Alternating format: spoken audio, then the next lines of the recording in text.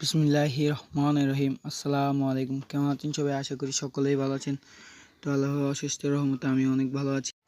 তো আপনাদের দোয়া ও ভালোবাসা আমি আলহামদুলিল্লাহ ভালো আছি। তো আজকে আমরা রওনা দিলাম ঘাস কাটার উদ্দেশ্যে। তো তো আশেপাশে আপনাদেরকে সব কিছু ভিডিও করে দেখাচ্ছিলাম। তো দেখেন আমাদের এলাকা অনেক সুন্দর, তাই আপনাদেরকে ঘুরে ঘুরে সব কিছু দেখাচ্ছিলাম। তো আশা করি সবাই পাশে থাকবেন, অবশ্যই আমাদেরকে সাপোর্ট করবেন, আমরা আপনাদেরকে সাপোর্ট করব। তো প্রত্যেকদিন একটা করে ইনশাআল্লাহ ব্লগ ভিডিও দেওয়ার চেষ্টা করব।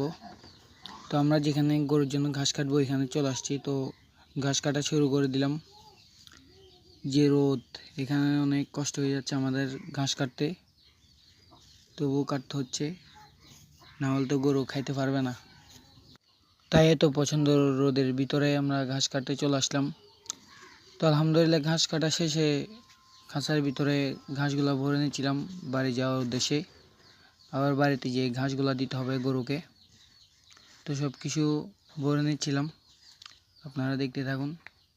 তো আলহামদুলিল্লাহ ঘাসগুলো ভরে নেওয়া শেষে রশি দিয়ে বেঁধে নিচ্ছিলাম।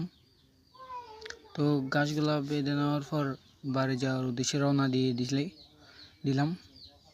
আপনারা দেখতে থাকুন। আপনাদেরকে আমাদের গ্রামটা দেখাচ্ছিলাম। এখানে কিন্তু অনেক শিম, তারপর অনেক কিছু আছে আরও।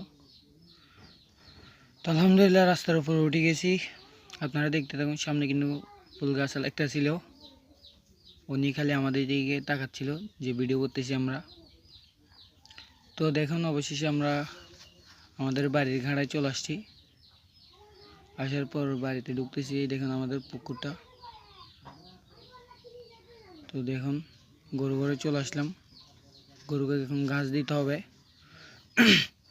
ঘাস দেওয়া শেষে ছাগলকে, তারপর আরও পাশে দুইটা গরু আছে ওগুলাকে সহ দিতে। তো আলহামদুলিল্লাহ গরুকে ঘাস দেওয়া শেষ। আপনারা সুস্থ থাকবেন, ভালো থাকবেন। আল্লাহ হাফেজ, আসসালামু আলাইকুম।